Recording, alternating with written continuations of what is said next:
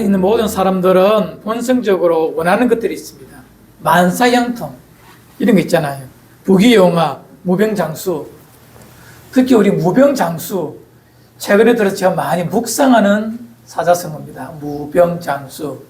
병 없이 오래 살다가 때가 되면 하나님 나라 가는 것. 이것도 괜찮은 일이에요. 그죠? 맞죠? 이거 구한다고 잘못된 거 아닙니다, 여러분. 이거 구한다고 뭐 기복신앙 이런 거 말하는 사람 세상 안 살아봐서 그렇습니다. 아프고 가난하게 살면 이런 것들이 얼마나 귀한지를 알게 됩니다.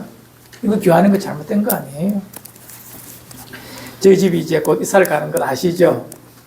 매번 이제 5층에 올라갈 때마다 딱 4층에 가면 다 왔다 싶어서 쳐다보면 4층이 아직까지 5층이 아니라 5층에 가기 4층에 딱 보면 그 4층 옆집에 아랫집 옆집에 보면 403호에 대문에 딱 적혀 있는 것이 있습니다. 입춘대길 건양다경 1년 내도록 붙여둡니다. 입춘대길 이제 입춘이 되었으니 봄이 되었으니까 좋은 것들이 집에 많이 오기를 또 좋고 밝은 것들이 많이 집에 찾아오기를 경사스러운 많이 있기를 바라면서 그런 것을 구하는 것이 인생의 본성입니다. 그 본성이 나쁜 것은 아니에요. 예수 믿는 우리도 하나님께서 참 특별한 은혜 주셔서 좀 이렇게 좀 부귀도 있고 영화로움도 있고 무병도 있고 장수하면서 사는 것 인간이 가진 본성입니다. 예외 없습니다. 그러나 꼭 기억해야 될 거 하나 있습니다. 그 모든 것을 주시는 분이 계시다면 진짜 그분이 다 주시는 것 맞나라는 것을 우리는 확인하며 살아야 됩니다. 나의 의지로 나의 종교적 결단으로 그것이 주어진다면 기독교가 필요 없습니다. 하나님을 안 믿어도 돼요. 하지만 성경은 세상과 만물을 창조하신 그분은 분명히 말합니다. 그 모든 것이 하나님께로부터 오지 아니하면 그것은 인생에게 복이 되지 못한다는 것입니다. 복의 기원도, 복의 출발도, 복 주시는 분도 하나님, 천지와 만물을 창조하신 그분이심을 알 때 이제 이 땅에서 삶이 새롭게 시작되는 것입니다. 성경은 창세기 2장 3절에 이런 말씀을 하고 있습니다. 하나님이 그 일곱째 날을 복되게 하사 이렇게 말합니다. 하나님은 나를 복되게 하셨다는 것입니다. 만드신 그 모든 날을 보시고 피조세계를 보시고 마지막 날 그 날을 복되게 하시고 즉 인생의 모든 날을 복 주시는 분은 하나님이시라는 그런 증거입니다. 시편 133편 3절에 이런 말씀도 있어요. 헐몬이 있으리 시온의 산들에 내림 같도다. 거기서 여호와께서 복을 명령하셨나니 곧 영생이로다. 복을 명하시는 분이 누구시라고? 하나님이십니다. 복이 되라, 복이 있으라, 복 주신다라고 명령하시는 분이 누구라? 하나님이시라는 것입니다. 또 신명기 23장 5절에 보면 내 하나님께서 그 저주를 변하여 복이 되게 하시고 어떤 악한 자들의 무리들이 하나님의 백성을 저주합니다. 하지만 하나님은 그들의 입을 바꾸시고 그들의 마음을 바꾸어서 그 저주가 오히려 복되게 하시는 분은 하나님이시다라고 증언합니다. 이제 우리는 정확하게 알았습니다. 이 피조세계에 복받기를 바란다. 아름다운 삶을 살기를 원한다. 기복신앙이 아니라 정말 내 삶을 다채롭게 살기를 바란다는 사람은 오직 한 분, 하나님께만 내 삶을 메어두고 그분을 향하여 내 마음이 올바르게 되고자 하루하루 살아간다면 하나님은 우리를 자녀 삼으셨고 우리는 그분을 아빠, 아버지라 부르기 때문에 하나님은 가장 좋은 것으로 우리에게 복 주시고 우리의 삶이 복되게 행복하다라고 느낄 수 있도록 그렇게 만들어 주실 줄 믿습니다. 천지를 만드신 그분, 날도 복되게 하시고 복을 명하시는 분, 인생에 한 모든 저주를 복으로 바꾸시는 분, 그분이 하나님이라면 우리 그분을 마땅히 찬양하는 것이 당연한 것입니다. 우리 찬송가 1장에 뭐라고 되어 있습니까? 첫 번째 장은 만복의 권은 하나님, 만백성 찬송드리며 당연한 것이요. 오늘 불렀던 찬송가 28장 복의 권은 강림하사 찬송하게 하소서. 이 땅에 있는 모든 백성들 예배 드릴 때마다 이 찬송이 가능한 것은 하나님 내게 복 주셨구나 확인하는 것이 이 주일 예배인 줄 우리는 알고 있습니다. 주일마다 아침에 예배 드리기 전에 기도하시면서 내게 베푸신 은혜와 복이 무엇인지를 헤아려 보고 감사로 드리는 예배가 하나님을 기쁘시게 한다고 되어 있습니다. 힘들게 하신 것, 아프게 하신 것도 있어요. 왜 그렇게 하셨을까 물어보는 지혜도 필요하고 또 마음을 바꾸어서 하나님에게 주신 것이 무엇인가를 세어보면 다 있습니다. 그것을 세어 감사한다면 우리는 참으로 복된 삶을 하루하루 바꾸어갈 수가 있습니다. 어떤 분이 이것을 복을 일구어 간다 이렇게 말하는 분도 계셔요. 일리가 있어요. 복받을 마음으로 바꾸어가는 그런 모습이죠. 옛날 사람들은 복 짓는다 이런 말도 하잖아요. 그죠? 다 그런 것들입니다. 제가 지금 드리고 싶은 마음은 이겁니다. 복의 근원, 하나님께서 복이라면 하나님 없으면 복이 아닙니다. 건강하던데, 부하던데, 오래 살던데, 무병하던데 라고 해도 그 인생에 하나님이 없으면 그는 복이 아니라 그 삶을 더욱더 망가뜨리는 도구로 바뀔 수가 있다는 것입니다. 쉬운 예를 들겠습니다. 요즘에 참 풍성한 재화, 물질을 우리는 참 소망합니다. 저도 살아보니 참 물질이 소중하고 귀한 것 알아요. 여러분, 물질 자체는 악한 거 아닙니다. 물질은 소중하고 귀한 거예요. 그 물질에 내 마음 다 빼앗겨버리고 하나님도 없고 사람도 없고 인생도 없고 가치로움도 없다고 그 물질에 올인하는 것이, 물질을 사랑하는 것이 죄고 죄의 근원이 되고 악의 시작이지만, 물질은 하나님 내게 주시면 그 귀하고 아름다운 거예요. 그것을 복이라고 말할 수 있지만 기독교인들은 그것을 복이라고 말하기보다는 그것은 하나의 은사다 이렇게 말하고 이해하는 게 쉽습니다. 은사가 뭐죠? 하나님은 나를 잘 섬기려고 주신 각자의 재능입니다.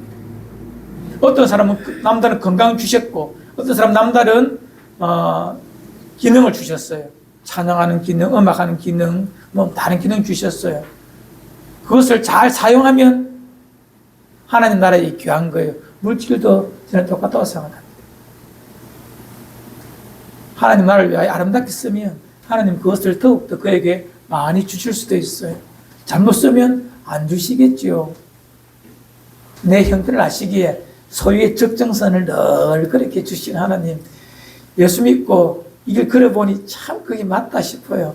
더 주면 이 안 되기 때문에 더 안 주시는 거예요. 목사인 저에게 목사가 돈 많으면 뭐 하겠습니까, 여러분? 하나님께 기도 적게 하고 교회 앉아 말씀 준비하지 않고 놀러 다니고 어디 여행 다니고 골프 치러 다니고 별거 아닙니까? 돈이 없으니까 하나님을 쳐다보고 말씀 묵상하고 성경 열심히 읽어가며 하나님의 뜻 구하는 그런 삶을 사니, 경건한 삶을 살게 하니 참 좋아요. 저는 그래서 제 소유의 적정성 너무 감사하다고 생각합니다. 남자들 깨어놓고 말해보면 몸 건강하고 돈 많으면 뭐합니까? 하나님 나라를 위해 살겠습니까? 죄 짓겠습니까? 후자가 훨씬 많겠지요. 그래서 하나님은 하나님을 경외하는 자들에게 적당한 소유의 적정성, 물질이나 건강의 적정선을 주셔요. 그것을 믿음으로 기억하고 아멘 하는 순간 내 마음에 하나님을 향해 어떻게 살지 고민되면 건강의 복도, 더 나은 건강도, 더 나은 물질의 양도 하나님은 나는 넉넉히 주신다고 저는 믿고 있어요. 내 마음이 중요합니다. 어떤 마음으로 하나님을 섬길까? 어쨌든 간에 하나님 없으면 내게 무엇이 있어도 그건 복이 될 수가 없지만, 하나님이 내 주인 되시고 아버지 되어주시면 내게 무엇이 있어도, 무엇을 주셔도 그것이 복이 맞습니다. 오늘 그 부분을 기초로 하고 함께 말씀을 듣고자 합니다. 그런데 동의하기 싫은지 반응이 없으시네요. 하나님 없으면 여러분 다 가져도 그 복 아닙니다. 알았죠? 하나님 있으면, 그분이 내 주인 되어주시면 나의 연약한 건강도, 내게 부족한 상대적으로 좀 적은 물질도, 조금 못난 내 남편도, 좀 부족한 내 아내도, 자녀도 다 복입니다. 그것이 아니면 내게 화가 되고 무너지기 때문에 그만큼 딱 주시는 거예요. 그것을 약간 변화시켜 가는 것은 나와 하나님과의 관계성 속에서 만들어가는 것일 뿐이지, 절대 타인의 소유와 타인의 삶을 동경하거나 부러워하지 마십시오. 그것은 그때부터 하나님을 신뢰하지 못하는 우리 마음의 낙심과 원망의 시작이기 때문에 내 삶을 더욱더 힘들게 만들어가고 탐심의 노예로 만들어가는 이유가 되기 때문에 그렇습니다. 내게 주신 현재의 삶이 가장 내게 복됨을 믿고 살면 하나님께서, 아버지께서 알아서 우리의 삶을 새롭게 열어갈 것을 믿습니다. 오늘은 한 아름다운 삶을 살았던 자의 모습을 보고자 합니다. 먼저 우리가 성경을 많이 보신 분들을 위해 하나의 설명합니다. 구약과 신약의 복에 대한 개념을 우리는 성경을 통해 좀 정리할 필요가 있습니다. 구약은 이스라엘 백성이라는, 또 가나안 땅이라는, 또 아브라함의 자손이라는 지역적, 시대적, 문화적 제한이 있어요. 그래서 그들이 하나님의 백성임을 덜추어내기 위하여서는 눈에 보이는 가시적인 복을 주어야만이 그들도 느끼고 그들을 바라보는 수많은 나라들, 애굽이라든지 주변 나라들이 저 정말 특별한 분이 보호하시는구나를 알기 때문에 가시적인 복으로 구약은 끊임없이 복이라고 말하고 있어요. 구약 성경은. 하지만 신약 백성이 오면 신약은 눈에 보이지 아니하는 하나님의 나라의 시작입니다. 그래서 신약에서 말하는 복은 현상적인 가시적인 복보다는 영원한 복 혹은 심령의 복, 그런 것들을 가지고 훨씬 더 가치로운 복이라고 말해주고 있습니다. 그 둘 다 복이 맞아요. 신약 백성 우리에게 뭐라 말합니까? 주님 이렇게 말씀하십니다. 심령이 가난한 자가 복이 있다. 애통하는 자가 복이 있다. 온유한 자가 복이 있다. 의에 줄이고 목마른 자들이 복이 있네. 마음이 청결한 자, 화평한 자, 의에 줄이고 의를 위하여 핍박받는 자가 복이 있다라고 말합니다. 우리 심령의 상태거든요. 그런 마음을 가진 자들에게 복됨을 말합니다.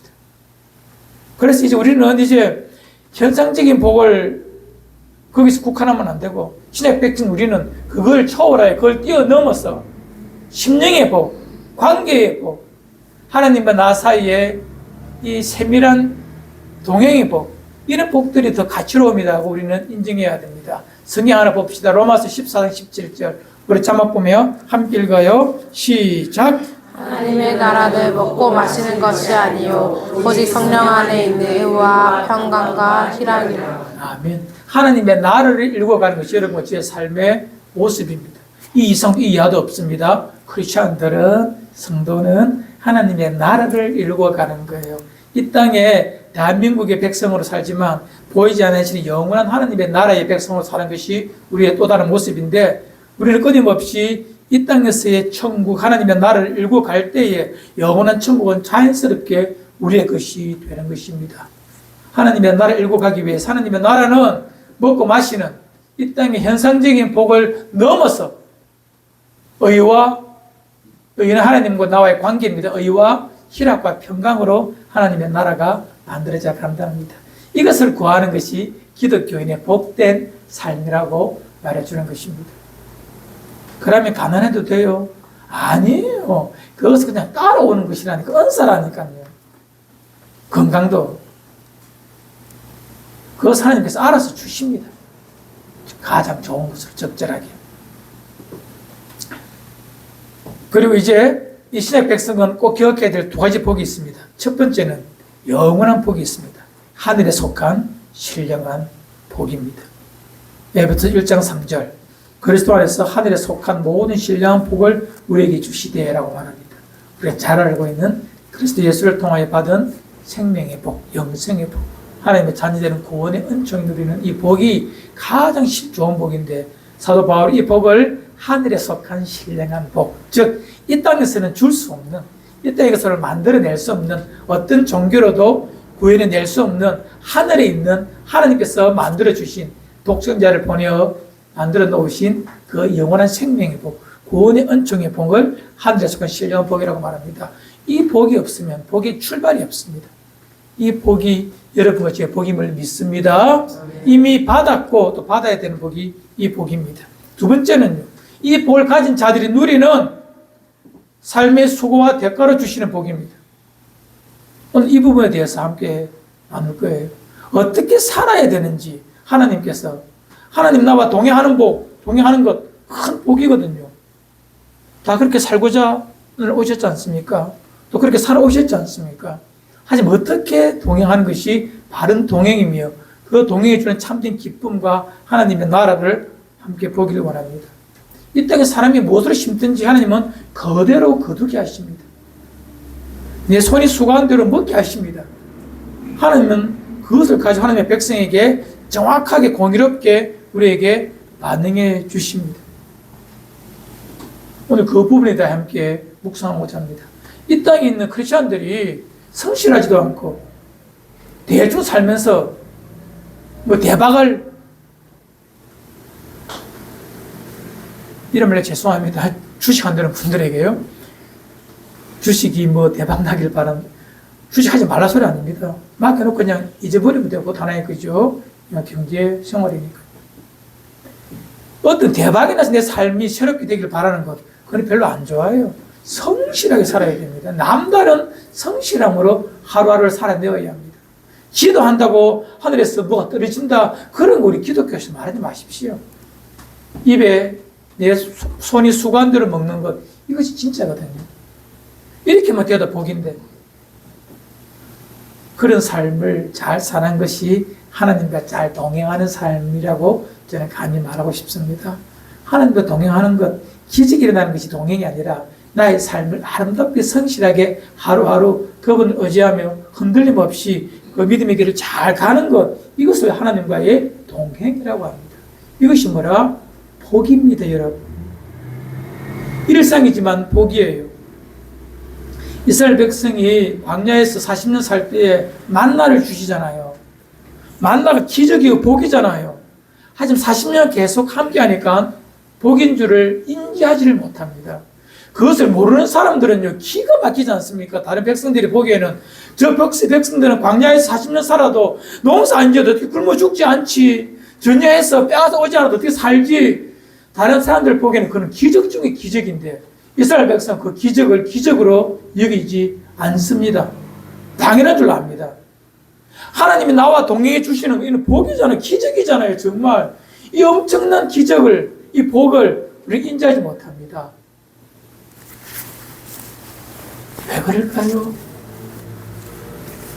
그 소중함을 묵상하지 못하고 감사하지 못해서 그렇습니다. 여러분, 오늘까지 하나님께서 나를 인도하시고 동행해 주심에 감사하시길 바랍니다. 그것을 인지하시며 사셔야 합니다. 그때부터 내 삶은 복되다, 행복하다 느낄 수가 있는 것이죠. 하나님 앞에서 참으로 하나님과 동행하며 하나님의 임재를 갈망했던 사람, 다윗이라는 사람이 하나님의 임재의 상징인 법궤를 자기 집에, 왕궁에 두고자 합니다. 그래서 자기 집으로 외워오는 것이 오늘 읽었던 사무엘하 6장의 내용입니다. 법궤가 뭔지 아시죠? 하나님의 임재의 상징입니다. 십계명 두 돌판을 그 궤 안에 넣고 그 궤 위에 두 그룹 천사가 마주보며 서 있는 그 신성한 성물, 거룩한 물건, 하나님께서 그 백성을 만나 주시겠다고 말한 그 법궤, 그것이 다윗은 그와 함께하고 싶었기 때문에 구약 성도들에게 법궤는 하나님 임재의 상징이니 다윗이 하나님과 동행하고 싶어서 그것을 자기의 왕궁에 두고 싶었다는 거예요. 그래서 사람 3만 명을 보내어서 그 궤를 가지고 올라옵니다. 아비나답의 집에 있는 그 법궤를 자기 집으로 가지고 오는 것이 오늘의 내용입니다. 이 아비나답은요, 그의 아들 엘리아살, 그의 손자 우사와 아요, 오늘 보니까 아들이라 되어 있지만 손자입니다. 정확하게 표현하면 구약성경 아들이나 손자나 같은 단어를 쓰기 때문에요. 3대에 거쳐서 약 50년 이상 법궤를 모시고 있는 사람들이 있었어요. 그 집에 있는 법궤를 이제 가지고 올라옵니다. 이동의 책임을 맡은 사람은 50년 동안 법궤를 관리하고 돌보았던 그 아비나답의 손자 우사와 아효가 법궤 이동에 이 책임을 다 맡았습니다. 그리고 다윗과 수많은 사람들이 3만 명이 호위하면서 그 법궤 이동을 바라보고 있는 그 순간에 하나의 사고가 발생합니다. 법궤를 깨끗한 새수레를 만들고 거기에 싣고 앞에는 아효가 소를 몰고 가듯이 가고 소를 몰고 가고 그 법궤 곁 혹은 수레 위에 이 우사가 법궤를 지키며 두 남자가 두 아들이 이렇게 가지고 가는 그 순간 갑자기 소가 뜁니다. 놀라서 뜁니다. 이에 우사가 그 법궤를 잡습니다. 왜? 법궤 흔들리니까. 그때 하나님께서 우사를 치심으로 그 남자, 둘째 남자가 아들이, 손자가, 우사가 그 자리에서 죽어버립니다. 끔찍한 사건이 발생합니다.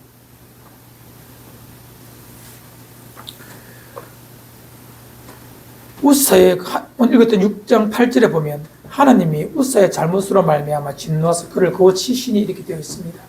우사가 잘못해서 하나님께서 그를 죽였다라고 되어 있습니다.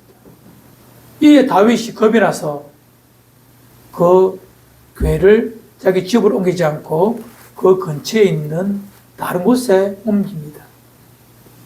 12절에 여호와께서 하나님의 궤로 12절에 읽기 전에 11절에 보면 한 사람의 집에 옮기죠. 그 집이 누구의 집이냐니까 바로 오벳 에돔의 집이라고 되어 있습니다.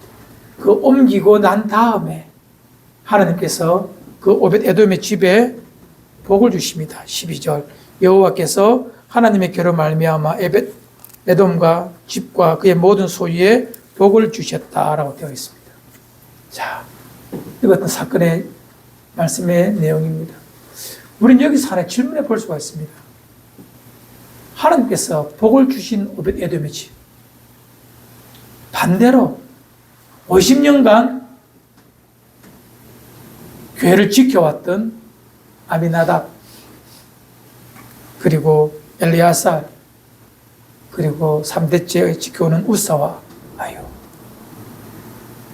어느 집은 50년 이상을 섬겨왔고 어느 집은 3개월 섬겼는데 성경은 50년을 섬겨왔던 그 집에는 큰 슬픔을 주었고 겨우 3개월 섬겼던 오벳 에돔의 집에 복을 주시는데 그의 집과 그의 모든 소유에 복을 주셨다는 것은 현상적인 복입니다. 그런 복을 주신 분은 많은 사람이 알게 하시고 그 모습을 바라보고 있는 다윗이 다시 궤를 옮겨올 마음을 가질 만큼 오벳 에돔의 집에 3개월 머문 그 집에 복을 주셨다는 거예요.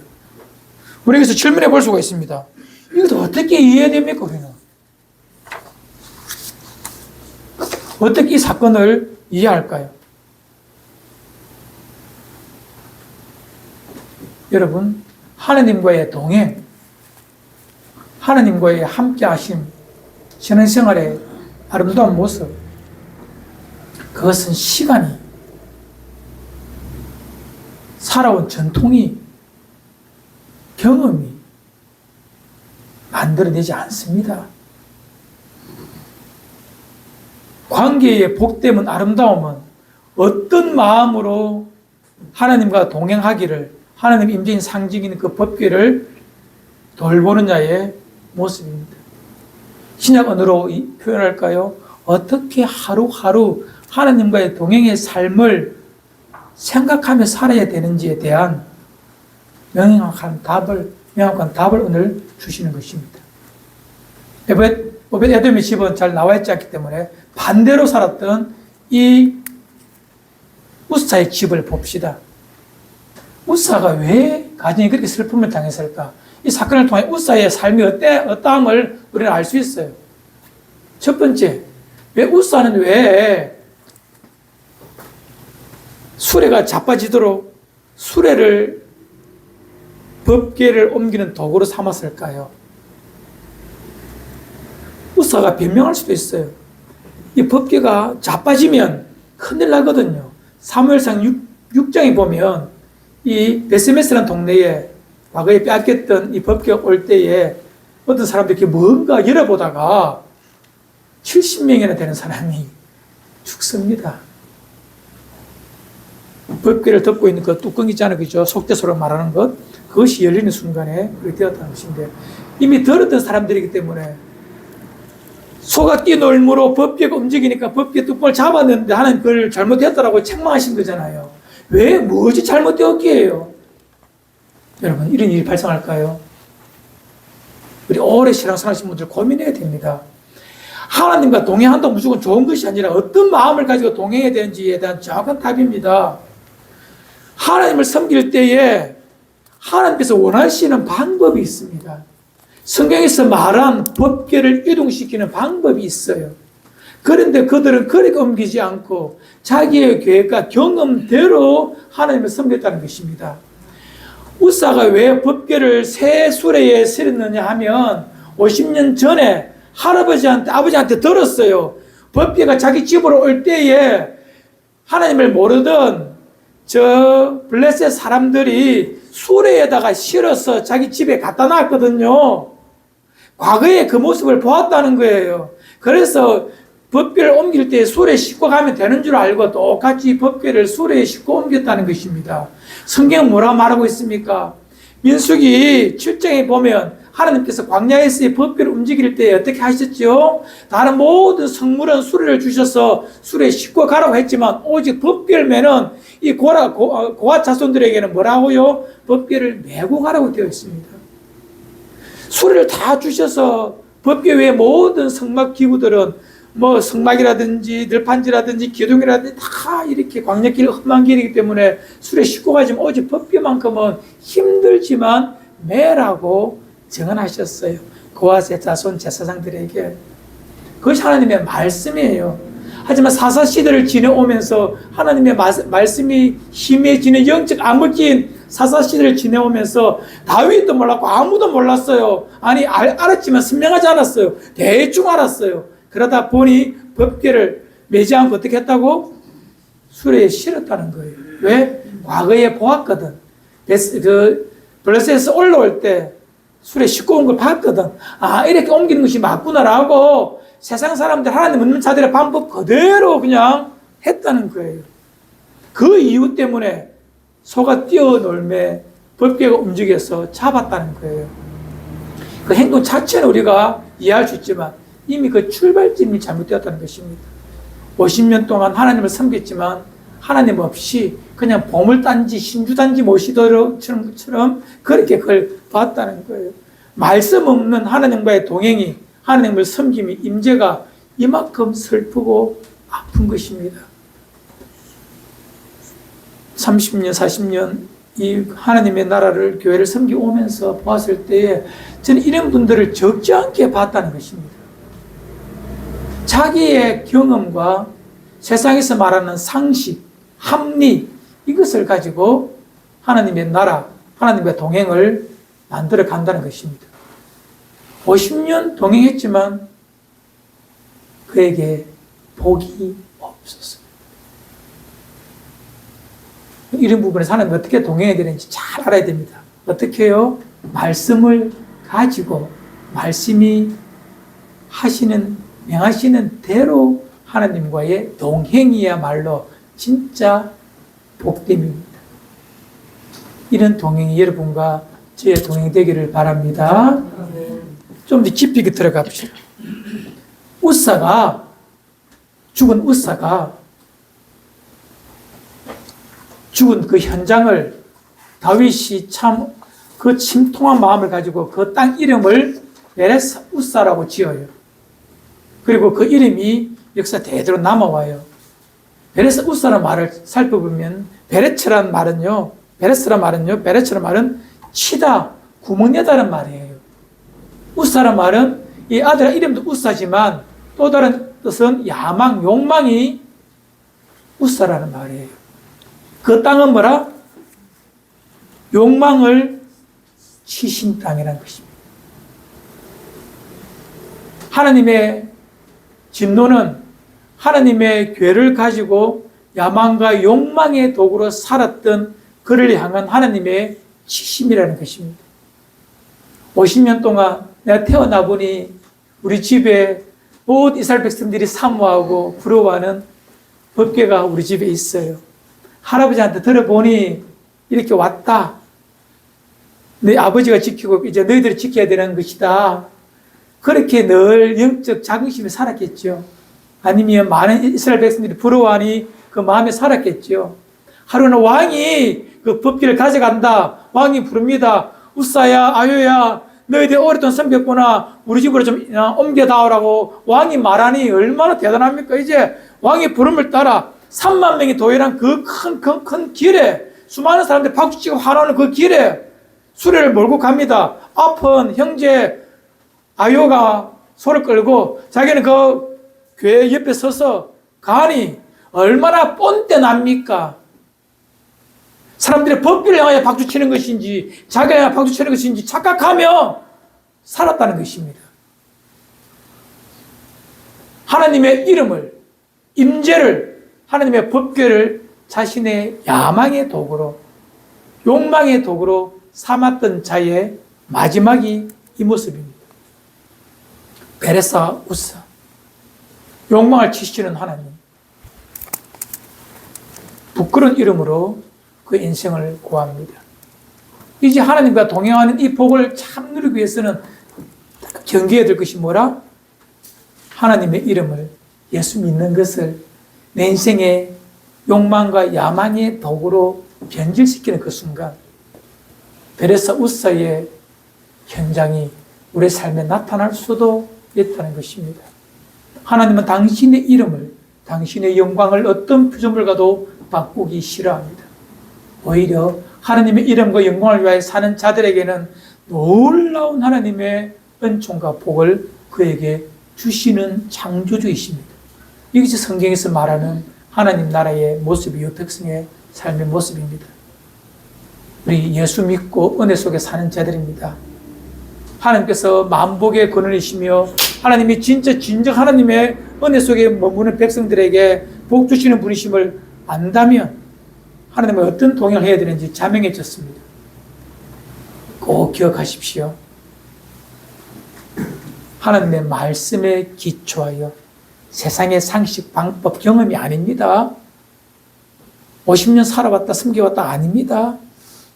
말씀이 뭐라고 하는지 그 말씀의 확인을 따라서 동행하시고, 두 번째 어떻게 해요? 결코 하나님의 이름을, 내 신앙생활을, 하나님을 향한 나의 마음이 탐심과 또는 욕망과 야망의 도구로 바꾸지 말라는 것입니다. 쉽게 말하면 복 받으려고, 인생 잘 되려고 예수 믿지 말라는 것입니다. 여기서 잘 된다는 것은 지극히 안 좋은 의미에서의 잘 됩니다. 세상에 말하는 물질의 풍요, 이런 거예요. 그거는 알아서 주신 하나님의 선물입니다. 가장 좋은 거 주신다고 우리 설교 서두에 제가 말씀드렸잖아요. 딱 이 두 마음을, 두 가지의 오늘 말씀을 꼭 기억합시다. 주를 따를 때에 첫 번째 어떻게 해요? 말씀을 가지고 말씀대로 동행하시고, 두 번째 절대 야망의 도구로 우리의 신앙을, 하나님 따르는 이 아름다운 마음을 변질시키거나 바꾸지 마십시오. 오벳 에돔, 아무 생각 없이 법궤 메고 가라 하니 자기 집에 메고 3개월 동안 살았더니 하나님께서 오벳 에돔 한 거 아무것도 없어요. 그냥 자기 집에 3개월 동안 그냥 있었습니다. 그런데 하나님 뭐 주셨다고요? 그의 집과 그의 모든 소유의 복을 주셨다라고 말합니다. 뭐 특별히 해야 될 거 없습니다, 여러분. 법궤 온다고 잔치하고 집 지을 필요 없습니다. 동행만 하면, 그와 함께 하면 하나님께서 알아서 아름답게 당신 이름의 영광을 위하여 함께하는 자들에게 복 주시는 분이십니다. 예수 믿는다고 시커벌쩍 뭐 이벤트 같은 거 안 해도 된다니까요.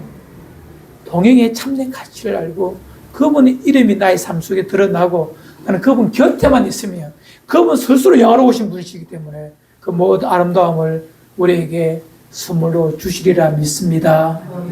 꼭 기억하십시오. 예수 잘 믿는 법, 이때 아름답고 찬란하게 하나님의 자녀로 사는 법, 말씀을 따라 내 경험, 사회 상식, 통념, 합리 이런 단어 하나님 나라에서는 그렇게 안 중요해요. 말씀이 뭐라고 하시는지. 두 번째, 욕망과 야망이 내 안에서 꿈틀거리거든. 그것이 나의 삶 속에서 지배하거든. 알뜰하게 뿌리치시고 겸비한 마음으로 그냥 주님과 동행만 하면 됩니다. 박수 받든 박수 안 받든 인정해 주든 안 하든 이해되죠? 그래 살면 3개월만 그의 삶에 있어도 하나님은 그의 집과 소유에 하나님이 어떤 분이심을 선명하게 보여주십니다. 이 아름다운 신앙의 모습이, 이 아름다운 동행의 모습이, 이 복이 여러분과 제 복이 되기를 주님 이름으로 축원을 드립니다. 우리 함께 찬양하며 기도합시다. 찬송가 435장 나의 영원하신 주여.